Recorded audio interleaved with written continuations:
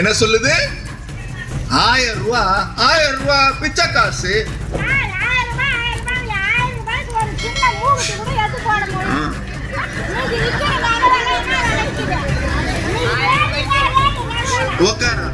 பாரு, ஆத்தாவுக்கு என்ன ஆசைன்னா 10 பவுன்ல 1000 ரூபாய்க்கு நகை கொடுத்தா தான் 1000 ரூபாய் மதிப்பேங்க.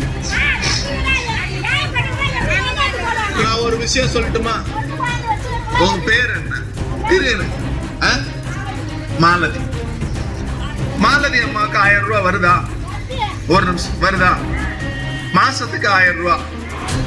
வருஷத்துக்கு எவ்வளவு? வருஷத்துக்கு எவ்வளவு? வருஷத்துக்கு எவ்வளவு? 12,000. நீங்க என்ன வேலைக்கு போறீங்க? என்ன வேலைக்கு போறீங்க? மாசம் எவ்வளவு சம்பாதிக்கிறீங்க? ஒரு நாளைக்கு 300 ரூபாய் அவங்க சம்பாதிக்கிறாங்க. ஒரு நாளைக்கு 300 ரூபாய். 30 நாளைக்கு எவ்வளவு? 9,000 ரூபாய். 9,000 ரூபாய் நீங்க சம்பாதிக்கிறீங்க இல்லையா?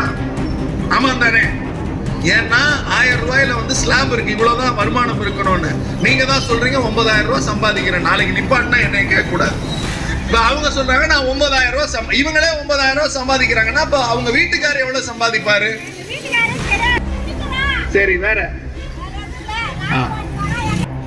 அவனுடைய எண்ண ஓட்டமோ இவங்களோட எண்ண ஓட்டமோ ஒன்னா இருக்கு. 1000 ரூபாய நிப்பாட்டுன்னு சொல்லி அதை பிச்சை காசுன்னு சொல்றது பாஜக. தயவு செய்து கேன்சல் பண்ணுங்க.